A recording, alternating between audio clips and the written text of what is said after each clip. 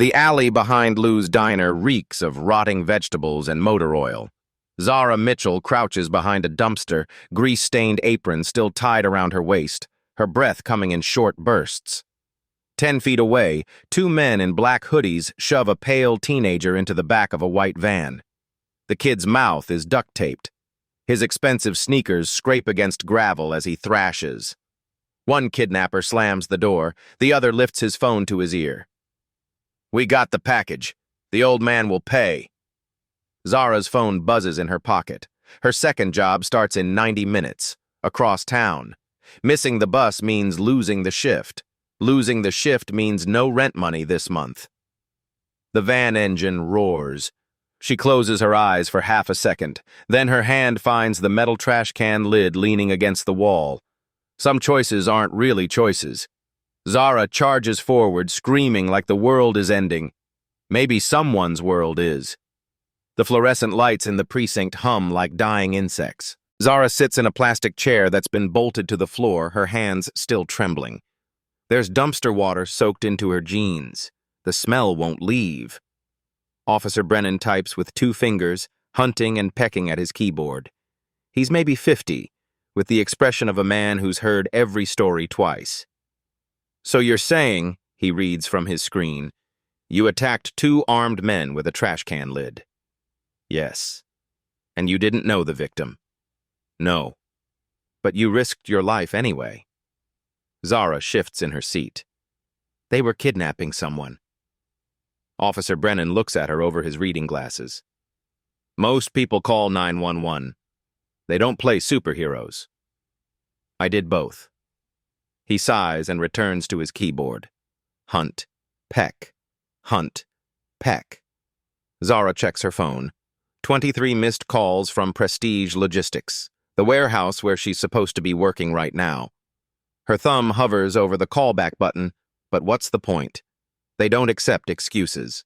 She's already been written up twice for being late. Across the station, the kidnapped teenager sits wrapped in a gray blanket, a paramedic checking his vitals. He's white, maybe 17, with the kind of haircut that costs more than Zara makes in a week. Even terrified, he has this pulled-together quality, like someone who's never had to worry about missing a bus. Their eyes meet for a second. He nods, a small gesture of acknowledgement. Officer Brennan clears his throat. "You're free to go. We'll call if we need anything else." "That's it?" "That's it. Good work out there, by the way." He says it like an afterthought. Zara stands, her legs unsteady. She needs to get to the bus station. Maybe if she runs... The front doors of the precinct burst open. 3 black SUVs pull into the lot with the kind of precision that suggests military training. The vehicles are identical, windows tinted so dark they look like holes cut into reality. Every cop in the building turns to look. 6 men emerge. Not cops, something else. They wear dark suits with earpieces, moving in formation like a single organism. The lead man is black, mid-40s, built like he could bench press a compact car. His eyes sweep the parking lot, cataloging threats in half a second. Every officer in the precinct straightens up. The lead man approaches the front desk. "Marcus Reeves, Hartwell Security. We're here for Griffin Hartwell." The desk sergeant practically salutes. "Yes, sir. He's in room 3, sir. Unharmed, sir." "And the witness?" The sergeant points at Zara, who's frozen halfway to the door. Marcus Reeves crosses the distance in 4 strides. Up close, he's even more imposing, but his voice is measured, almost gentle. "Ms. Mitchell? How do you know my name?" The officers filed a report. "I'm Marcus Reeves, head of security for the Hartwell family." He extends a hand. His grip is firm but brief. "Griffin would like to thank you personally. Would you mind waiting a few minutes?"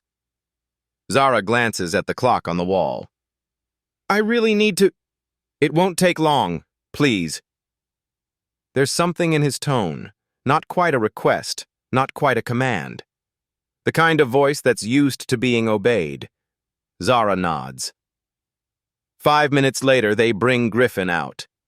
Without the duct tape and terror, he looks younger, His hands shake slightly as he approaches, and there's a bruise forming on his left cheekbone. "Hey," he says. "I'm Griffin. Zara. I know. They told me." He swallows hard. "You saved my life." "You're welcome." "No, I mean—" He stops, searching for words. "Those guys had guns. You could have been killed. Why did you—" "Because it was the right thing to do."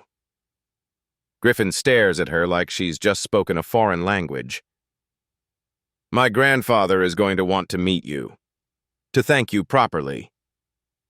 "That's not necessary." "His name is Elliot Hartwell." Griffin waits, watching for recognition. Zara's expression stays blank. Marcus Reeves steps in. "Hartwell Industries, technology, infrastructure, the Hartwell Foundation. Mr. Hartwell built most of the public transit system in this city." "Oh." Zara's never heard of him. She doesn't follow business news. She follows bus schedules and shift rotations. Griffin's phone buzzes. He glances at it, then back at Zara. "He wants to meet you tomorrow. Please. It's important." Zara's phone buzzes too. She pulls it out. Text from Prestige Logistics. "No call, no show equal termination effective immediately. Final paycheck mailed." She stares at the screen. That was $14.50 an hour. That was her grocery money. "Ms. Mitchell?" Marcus is watching her carefully. "Yeah," Zara says quietly. "Tomorrow is fine." Dawn breaks gray and cold. Zara climbs 4 flights of stairs. The elevator's been broken for 6 months. Her legs burn. She's been awake for 22 hours. The door sticks. It always sticks. Inside, the studio apartment is barely 400 square feet. Water stains bloom across the ceiling like rust-colored flowers. The radiator clanks but produces no heat. Zara can see her breath. On the pull-out couch, her sister Imani sleeps under 3 blankets, dark hair spread across a flat pillow. 14 years old. Zara's responsibility for 3 more years. 3 more years. Some days it feels impossible. Some days it's the only thing keeping her alive. Zara moves to the kitchen corner, a hot plate and mini fridge. Bills spread across the fold-out table arranged by urgency. Red ink. Final notices. Rent, $1,250. Overdue by 12 days. Electric, $340. Shut-off notice for next week. Imani's school activity fees, $85. Drama club, the only thing that makes her sister smile. She pulls the cash jar from the cabinet and counts. $340. $340 in the world. On the counter sits an acceptance letter from Riverside Community College nursing program. Tuition, $4,200 a year. Financial aid covers maybe half. She'd need books, supplies, and transportation. She'd need to cut work hours to attend classes. She'd need a life she doesn't have. The letter is creased from being folded and unfolded 100 times. Zara folds it again and puts it back in the drawer. "Are you just getting home?" Imani sits up, rubbing her eyes. She's wearing Zara's oversized hoodie because her own clothes are threadbare. "Yeah, baby, go back to sleep." "What happened? You look terrible." "Long story. I'm fine." Zara opens the fridge. 2 eggs, half a loaf of bread, questionable deli meat. "You want breakfast?" "Did you eat?" "I ate at work." A lie. Zara hasn't eaten since yesterday afternoon. She makes scrambled eggs and toast, using the last of both. Packs Imani's lunch, sandwich, bruised apple, handful of pretzels in a Ziploc bag. "You're not eating?" Imani's too smart. She sees everything. "I'll grab something later. You're gonna be late." Imani stands, slinging her duct-taped backpack over one shoulder. "Zara, we need to talk about—" "Not now. Go. Love you." "Love you too." The door closes. Zara stands alone, staring at the empty egg carton. Her phone rings. Unknown number. Ms. Mitchell, this is Marcus Reeves from last night. Oh, hi. Mr. Hartwell would like to meet you today. A car will pick you up at 2 p.m. Zara's stomach drops. I can't. I have Lou's Diner from 3 to 11, and I can't miss it or... Ms. Mitchell. Marcus's voice is patient. This meeting could change your life. So could missing my shift. That's $11 an hour. That's the difference between eviction and not. I need this job, Zara says quietly. I'm already behind on rent. Pause. What if we were scheduled for 11 a.m. before your shift? 11 a.m. gives her 45 minutes to get across town. If traffic's bad, she's screwed. If the bus is late, she's screwed. If the meeting runs long. Ms. Mitchell? Zara closes her eyes. 11 a.m. is fine. The car will be at your address at 10:30. Dress comfortably. He hangs up. Zara sits on the edge of the couch and lets herself have 30 seconds of pure exhaustion. Then she stands. She has to be at Lou's in 4 hours for the morning prep shift she picked up to replace the lost warehouse income. The cash jar sits on the counter, $340 to her name. Tomorrow, she's meeting a billionaire. Hartwell Tower rises 52 stories above downtown, all glass and steel, catching the morning sun like a blade. Zara stands on the sidewalk staring up at it, wearing her neighbor's nice blazer over her own cleanest shirt. The blazer doesn't fit right, too tight in the shoulders, too loose everywhere else. She doesn't belong here. Everyone can tell. The lobby is marble and chrome. Her worn sneakers squeak against the polished floor. A security guard in a suit nicer than anything Zara owns watches her approach the desk. I'm here to see Mr. Hartwell. The receptionist, blonde, perfect makeup, diamond earrings, types without looking up. Name? Zara Mitchell. Now she looks up. Her expression shifts. Oh, Ms. Mitchell, of course. Someone will be right down. Marcus Reeves appears 30 seconds later. This way. He leads her past gawking employees to a private elevator. The doors close. They rise in silence. Zara watches the numbers climb.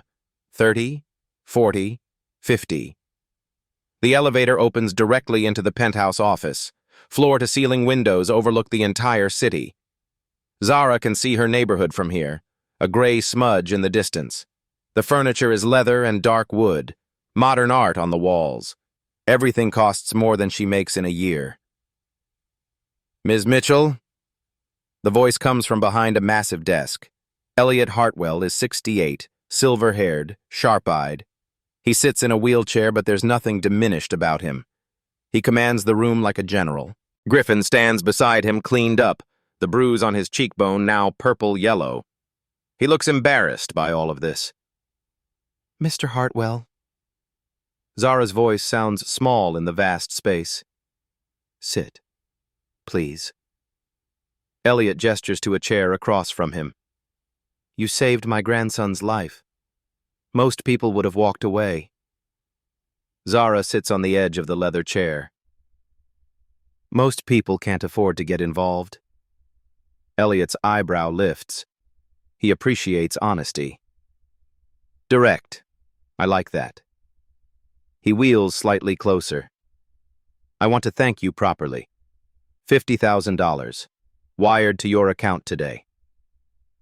Zara's vision blurs. 50,000. She could pay rent for 3 years, put Imani through school, go to nursing school herself, breathe for the first time since her parents died. Thank you. I don't know what to say. There's a complication. Elliot's expression hardens. The men who took Griffin. We know who sent them. A business rival named Dennis Crane. He's trying to force me into a merger by targeting my family. This goes to court next week. We need you to testify. The room tilts slightly. Testify? You witnessed the kidnapping. You heard the phone call. Your testimony is crucial. Elliot watches her carefully. I understand this is an inconvenience. Mr. Hartwell, Griffin steps forward. Grandfather, maybe we should... Ms. Mitchell, Elliot cuts him off. I'll compensate you for any time lost. You have my word. Zara's mind races. Court means missing work. Missing work means losing Lou's diner. That's her last job, her last income. But $50,000. How long would the trial take? Could be a week, could be 2. Marcus speaks from his position by the door. Hard to say. Zara's throat tightens. Mr. Hartwell, I need to be honest with you. The words come out in a rush. I lost my job last night. The warehouse fired me for missing my shift to give my statement to the police. I have one job left at the diner. If I miss shifts for trial, they'll fire me too. I'm 12 days behind on rent. I have a 14-year-old sister I'm responsible for. I can't...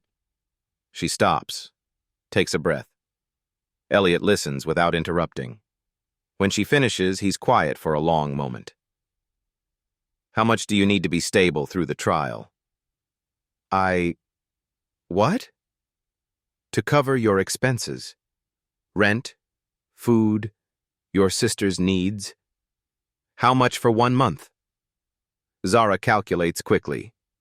Rent, utilities, food, Imani's school stuff. 3,000? Elliot turns to his assistant, a woman Zara hadn't noticed standing in the corner. Set up a monthly expense fund, 5,000 starting today, continuing until the trial concludes. Sir, the assistant types on her tablet. And find Ms. Mitchell employment with one of our subsidiaries, something with hours that accommodate court schedules.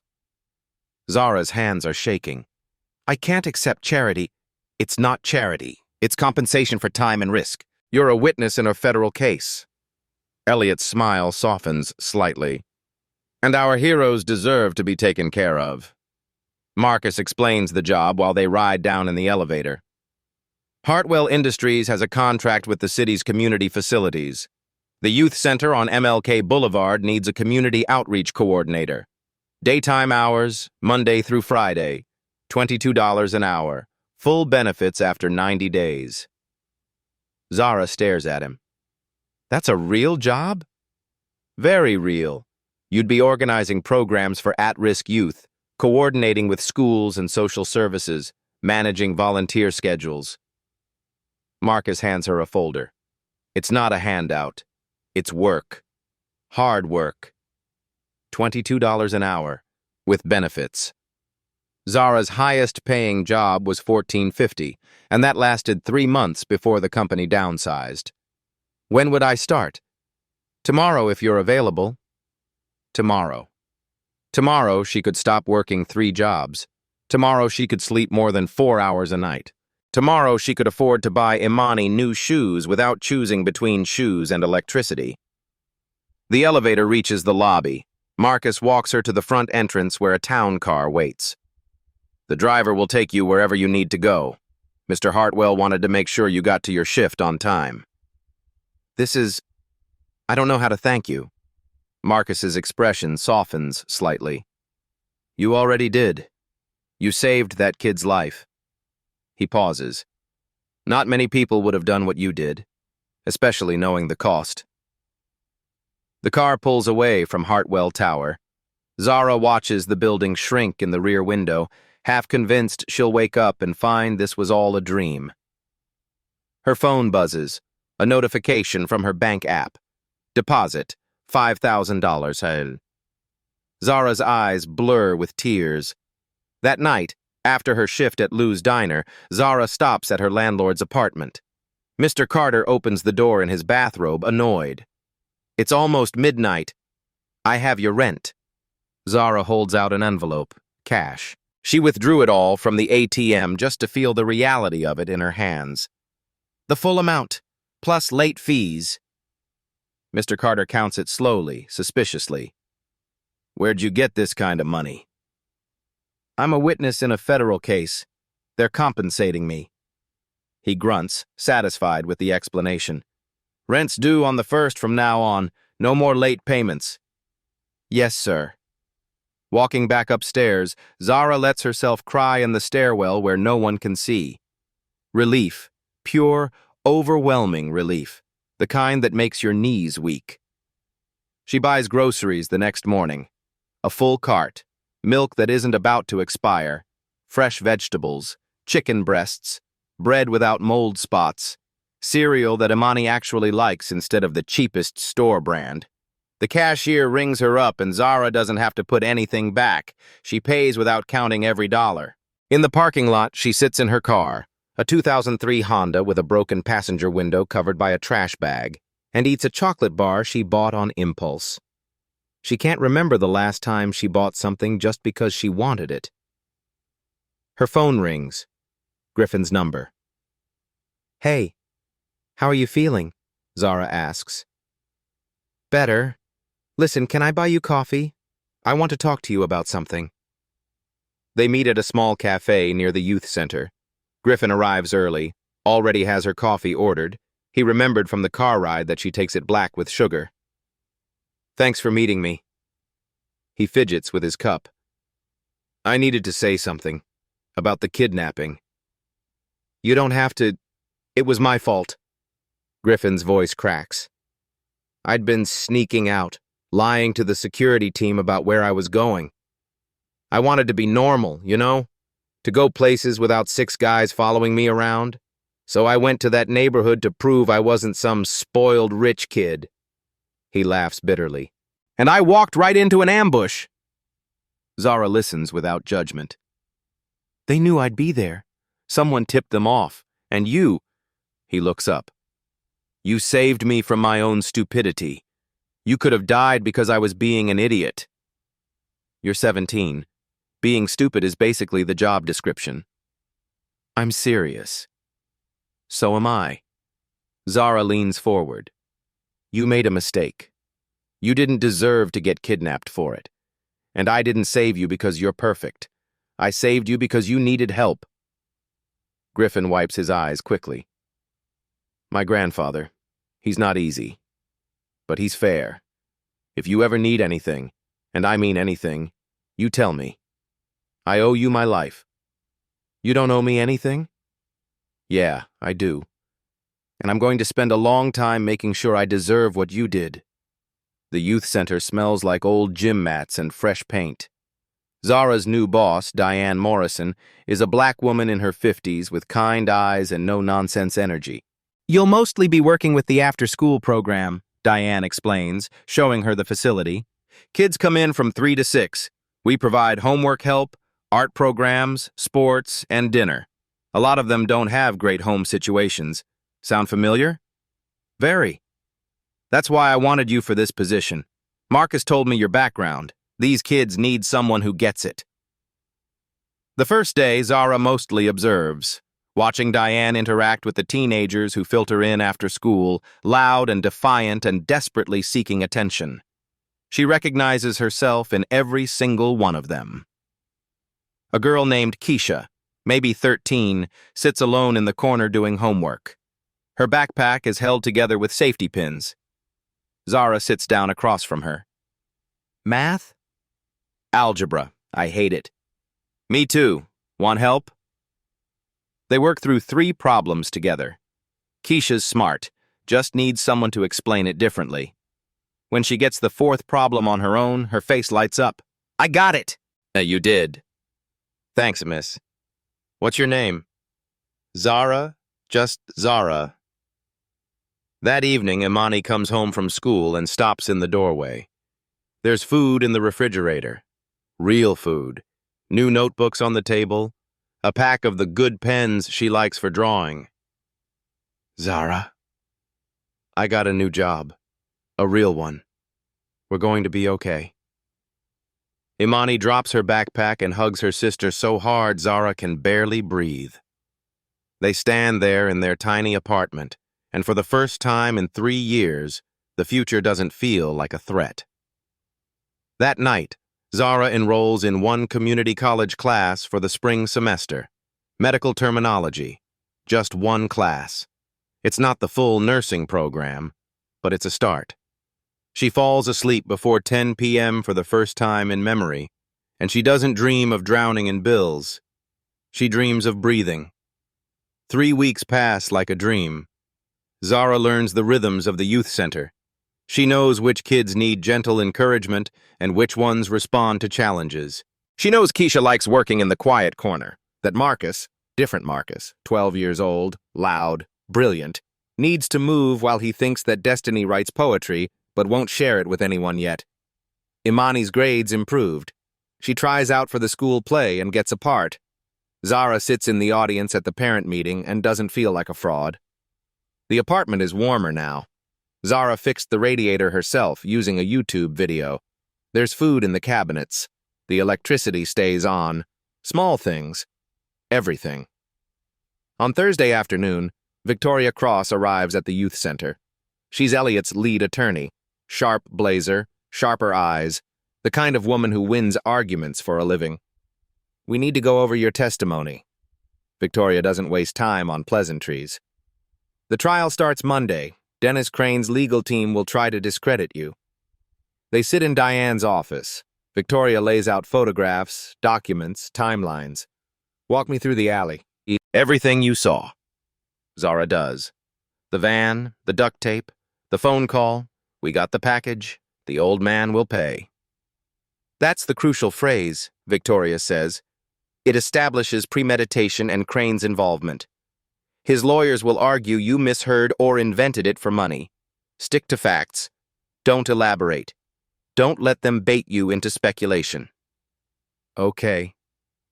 This man plays dirty. He'll dig into your background, twist anything he finds, expect attacks on your character. Zara's stomach tightens. I haven't done anything wrong. Doesn't matter to men like Crane. Victoria closes her folder. Just remember, you're telling the truth. That's your strength. After Victoria leaves, Marcus Reeves appears. He's been checking in weekly, always professional, always watchful. Lock down your social media, he says. Don't talk to reporters. Don't talk to strangers about the case. Crane's investigators will be looking for ammunition. I don't even have social media. Good. Keep it that way. Marcus pauses at the door. Ms. Mitchell, be careful. Crane's destroyed people before. He'll try to destroy you too. That evening, walking home from the bus stop, Zara notices a man across the street. Baseball cap, dark jacket, camera with a long lens. He's photographing her. When she looks directly at him, he turns and walks away.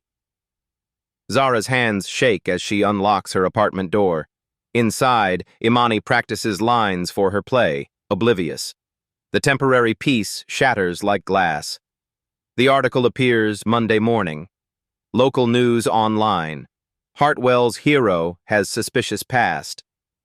Zara reads it on her phone during her commute. Her hands go numb. Sources close to the investigation question Zara Mitchell's motives in the alleged rescue of Griffin Hartwell. Mitchell, 23, was allegedly fired from multiple jobs for theft and has a history of targeting wealthy individuals. Anonymous witnesses suggest Mitchell may have known Hartwell's identity beforehand and staged the rescue for financial gain. None of it is true, not one word. But it's there, online, permanent. Her phone explodes with notifications, messages from numbers she doesn't recognize, emails, comments on the article calling her a liar, a con artist, worse. At the youth center, Diane pulls her aside. Corporate called. They saw the article. They're asking questions about your background check. I didn't lie on my application. I know. Diane's voice is gentle but worried. But they're scared. The Hartwell name carries weight. If this becomes a scandal... I understand. Zara's voice sounds far away. I'm fighting for you, but I need you to know what we're dealing with. By afternoon, 3 parents have pulled their kids from the after-school program. They don't want their children around that woman. Keisha won't make eye contact. The other kids whisper. Zara's phone rings. Victoria Cross. They're burying you. Victoria sounds furious. Crane's team filed a motion to dismiss your testimony. They're claiming you're an unreliable witness with credibility issues. It's complete fabrication, but it'll take time to fight. The trial is in 4 days. What do I do? We prove them wrong. But Zara, this is going to get worse before it gets better. It gets worse. That evening, Imani comes home early. Her face is blotchy from crying. Baby, what happened? Imani drops her backpack. Everyone at school saw the article. They're saying you're a criminal, that you're lying about everything.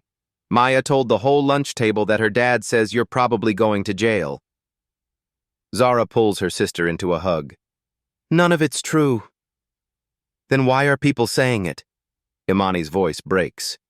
Why are they being so mean? Because the man who tried to hurt Griffin is trying to hurt me too. So I won't testify against him. Then don't. Imani pulls back, wiping her eyes.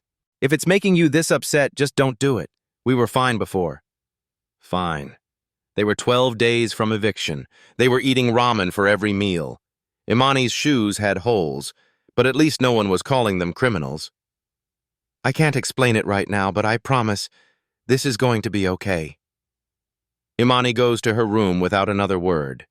Zara sits alone in the kitchen, staring at her phone. The article has been shared 2,000 times. The comments are vicious. People who've never met her deciding she's guilty based on lies. Her phone buzzes. Elliot Hartwell. I can make this disappear. His voice is steady, measured. We settle with Crane. Drop the criminal charges. Seal all records. You walk away with your reward money. No testimony needed. But Crane walks free? Yes. And he'll do this to someone else. Pause. Very likely. What if I still testify? Then they'll destroy you publicly. You'll spend years in litigation, legal expenses, media scrutiny. Your name will be tied to this forever. Elliot's voice softens slightly. I'll support you financially, but I can't control the narrative. They'll make you the villain. Zara stares at the peeling paint on the kitchen wall. Can I think about it? You have 48 hours. She doesn't sleep that night. Lies in bed listening to Imani's breathing, thinking about the article, the whispers, the parents pulling their kids from the center, thinking about Dennis Crane, somewhere in his mansion, confident that his money and power can erase justice. At 2:47 a.m., her phone buzzes. Unknown number. Text message. Drop out or it gets worse. We know where Imani goes to school. We know her schedule. Back off. Zara's blood turns to ice.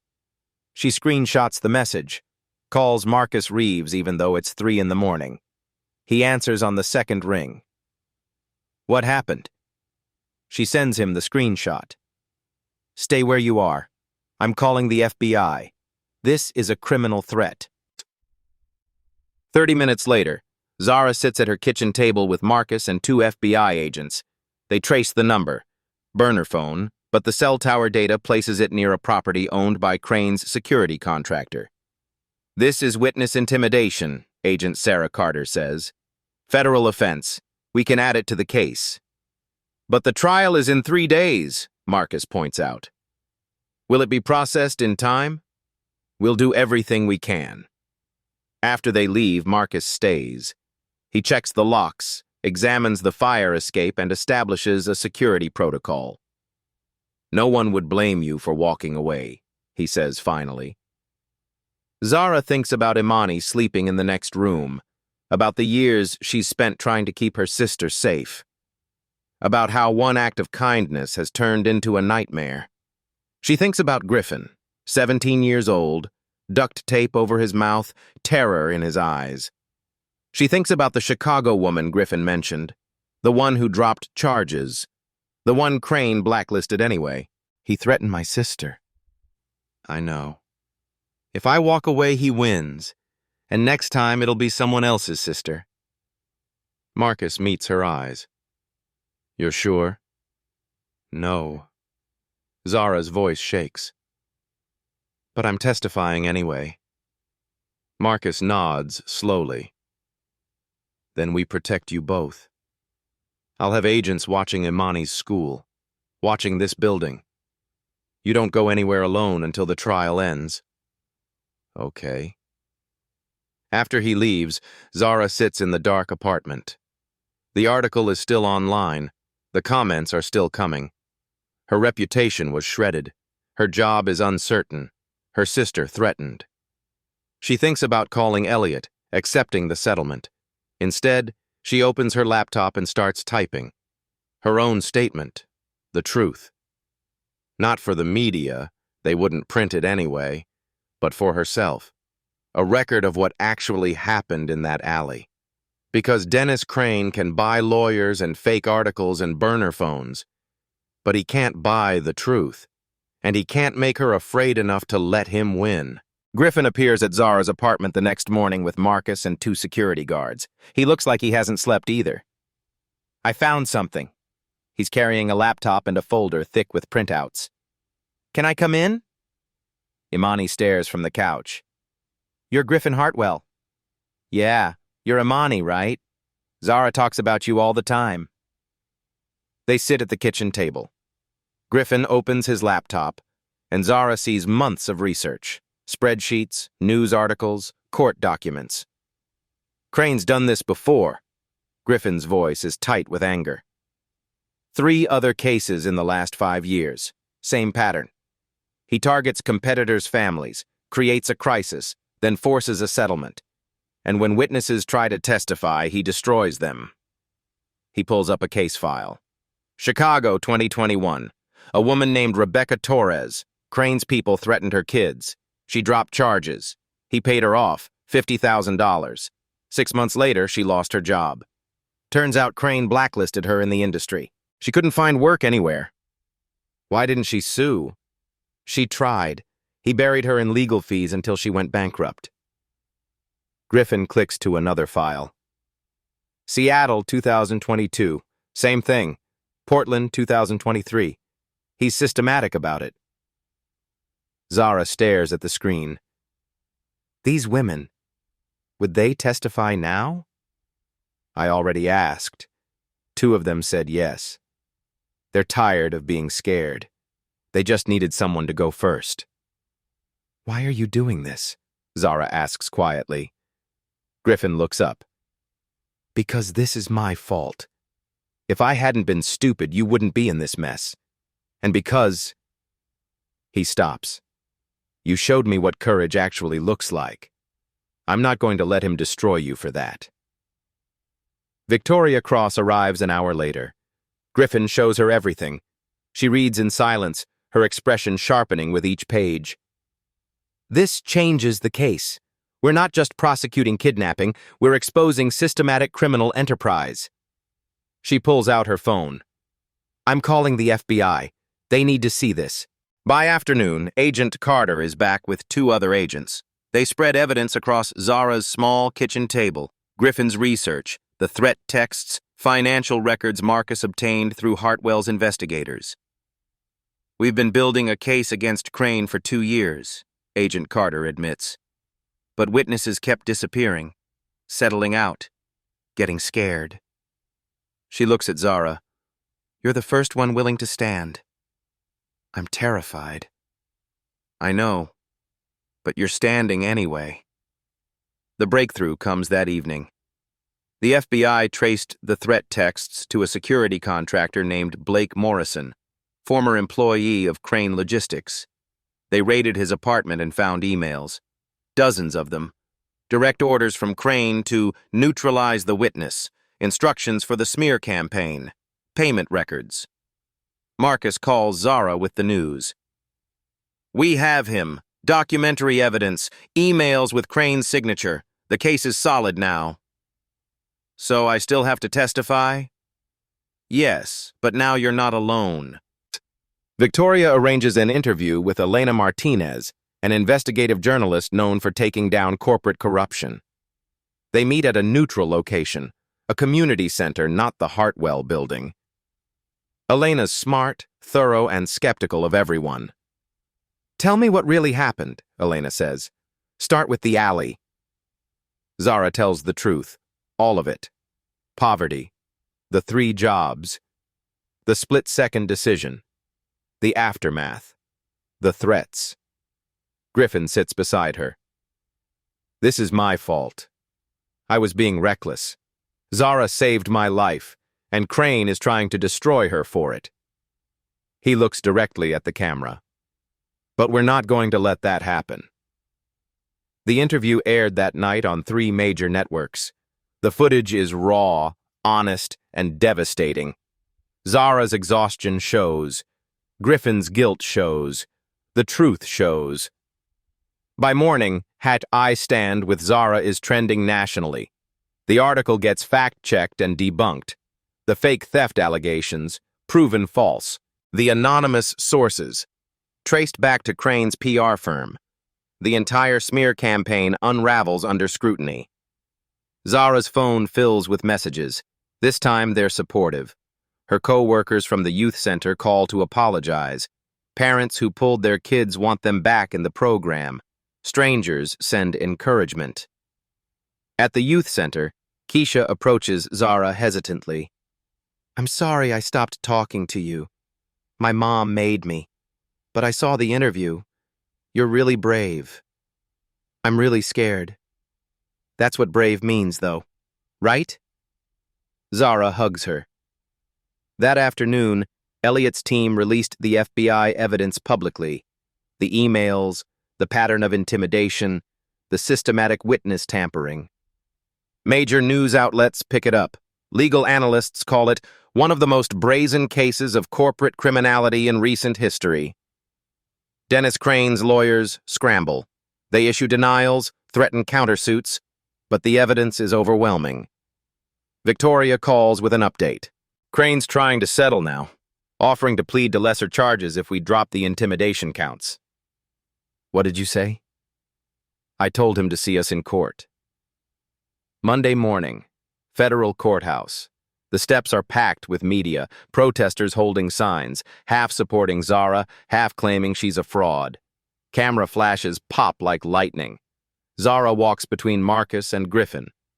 She wears a borrowed dress. Victoria's assistant bought it yesterday, professional but not expensive. She needs to look credible, but not like she's profiting. Imani stays home with FBI protection. Too dangerous to bring her. Inside, the courtroom is all dark wood and American flags. Judge Rebecca Harper presides, 60, stern, known for not tolerating games. The jury box holds 12 people who will decide everything. Dennis Crane sits at the defense table. He's 55, silver-haired like Elliot but without dignity. Expensive suit, confident posture. He looks at Zara like she's an insect. Elliot sits in the gallery, wheelchair positioned for clear view. He refused to stay home. I want him to see me, he said. I want him to know he failed. Victoria stands. The prosecution calls Zara Mitchell. Zara walks to the witness stand. Her legs shake. The bailiff swears her in. Her hand on the Bible is steady, even though nothing inside her is. Ms. Mitchell, Victoria's voice is clear, professional. Tell the jury what you witnessed on the evening of October 15th. Zara takes a breath. I was leaving my shift at Lou's Diner around 9:30 p.m. I cut through the alley behind the building. I always do. It's faster to the bus stop. That's when I saw the van. Describe what you saw. 2 men in dark hoodies. They were forcing a teenager into the back of a white van. He was struggling. His mouth was covered with duct tape. One of them slammed the door and the other made a phone call. Did you hear what was said on that call? Yes. He said, "We got the package. The old man will pay." Murmurs in the gallery. Judge Harper's gavel comes down once. Silence. What did you do next? I grabbed a trash can lid and I ran at them. I hit the first one, the one with the phone, and his gun fell.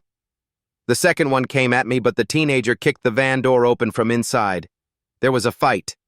The men ran when they heard sirens. Did you know the teenager's identity at that time?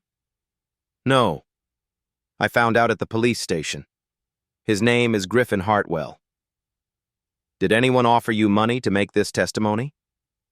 Mr. Hartwell offered me a reward for saving his grandson, $50,000. But that was after. I didn't know who Griffin was when I helped him. Victoria walks Zara through more details. The timeline, the injuries, the police report. Every question is precise, factual, boring in the best way. Truth is boring. Truth doesn't need drama. Then Victoria sits down. Gerald Moss stands. He's Crane's lead attorney, expensive, aggressive, paid to destroy people. Ms. Mitchell, you were facing eviction when this incident occurred, correct? I was behind on rent, yes. 12 days behind, and you'd just lost your job. Yes. You were desperate for money. I needed money, yes. Convenient, then, that you rescued a billionaire's grandson. He makes air quotes around rescued. Victoria objects. Counsel is testifying. Sustained. Ask a question, Mr. Moss. Moss pivots. You expect this jury to believe you risked your life for a complete stranger? Zara looks at him directly. I expect you wouldn't understand. Someone in the gallery laughs. Judge Harper's expression doesn't change, but her eyes flicker with something that might be approval. Moss tries another angle. How much has Elliot Hartwell paid you since this incident? He provided living expenses while I prepared for trial. $5,000 a month, and he helped me get a job. A job at a Hartwell subsidiary, very convenient. It's a real job. I work 40 hours a week with at-risk youth. But you're being compensated. I'm being compensated for my time as a witness. That's legal. That's normal. And it doesn't change what I saw. Zara's voice stays level. Those men kidnapped Griffin Hartwell. I saw it. I stopped it. That's the truth. Moss tries for 20 more minutes, but Zara doesn't break. She sticks to facts. She doesn't elaborate. She doesn't get defensive. Finally, he sits down. Victoria calls the FBI next. Agent Carter presents the evidence. The threat texts traced to Blake Morrison, Crane's contractor. The emails, printed, highlighted, devastating. Direct orders from Crane to eliminate the witness problem. Payment records showing $50,000 transferred to Morrison's offshore account the day after the kidnapping. The jury leans forward. This is the hard evidence. Then Victoria calls Blake Morrison himself. He took a plea deal 3 days ago. Reduced sentence in exchange for testimony. Morrison is 40, nervous, sweating in his suit. He admits everything. Crane hired him to orchestrate the kidnapping. The plan was to grab Griffin, hold him for 48 hours, force Elliot into signing merger documents. Morrison hired the 2 kidnappers, both now in custody. And after Ms. Mitchell intervened, Victoria asks, Mr. Crane told me to discredit her, make her look unreliable. We created the fake article, threatened her family. The goal was to make her drop out. On Mr. Crane's orders? Yes, I have the emails. Victoria introduces them as evidence. The jury passes them around. Several jurors look at Crane with open disgust. Crane's face is stone. Victoria's final witness is Elliot Hartwell. The courtroom goes quiet as Elliot wheels himself to the stand. He's sworn in. He sits straight, dignified, formidable even in a wheelchair. Mr. Hartwell, how has this incident affected your family? My grandson has nightmares. He's in therapy twice a week. He's scared to leave the house without security. He's 17 years old, and he's been robbed of the ability to feel safe. And Ms. Mitchell? Elliot looks at Zara. Ms. Mitchell had no wealth, no power, no obligation to help, but she risked everything because it was right. He turns to the jury. I've spent 45 years building companies, creating jobs, trying to make this city better. In all that time, I've learned one truth. He pauses. Courage shouldn't cost everything, not in my city. The jury is riveted. Gerald Moss tries to cross-examine, but there's nothing to attack. Elliot is too precise, too credible, too clearly a victim. Closing arguments are sharp and fast. Victoria summarizes the evidence, the eyewitness testimony, the FBI investigation, the emails, Morrison's confession, the pattern of behavior, the systematic criminality. Moss argues reasonable doubt, claims the emails are taken out of context, suggests Morrison is lying for a deal. But the evidence is overwhelming. The jury deliberates for 4 hours.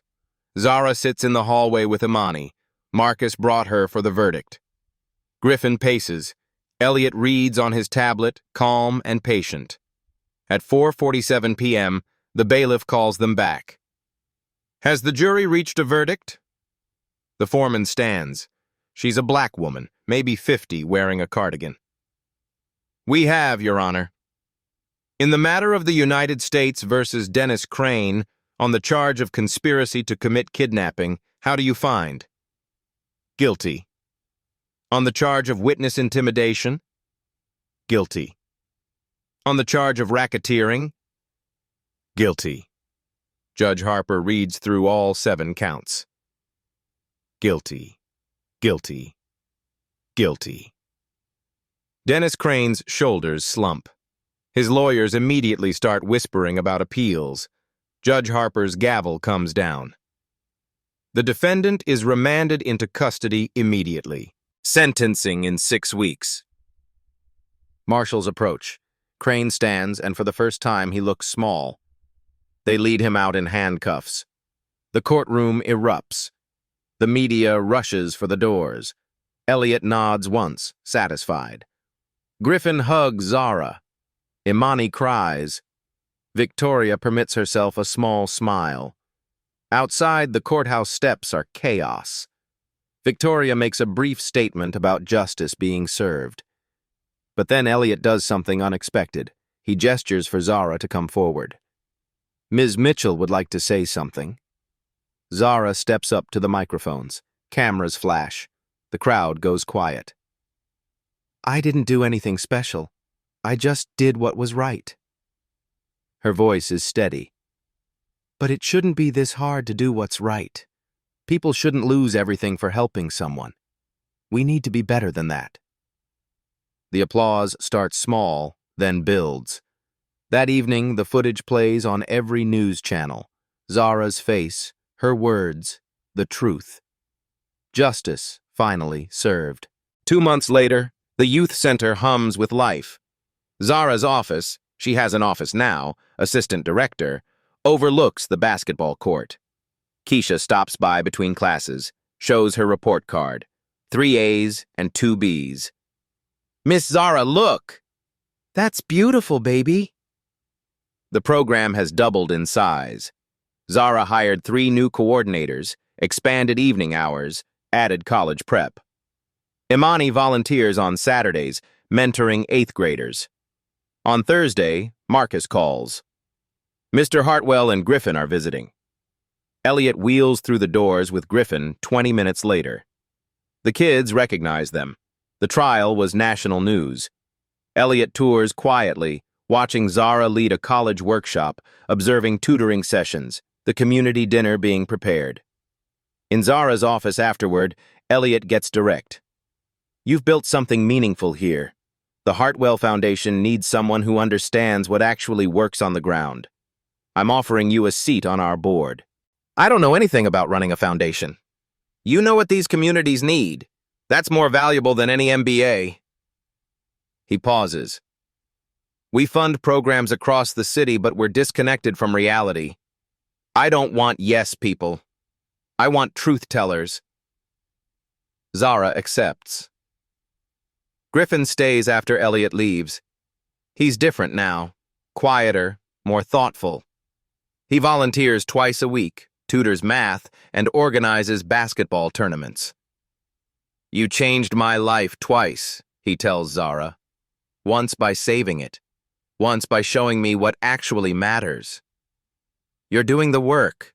That's what counts. Walking home that evening with Imani, Zara passes the alley behind Lou's diner. Same dumpster, same smell, same gravel where everything changed.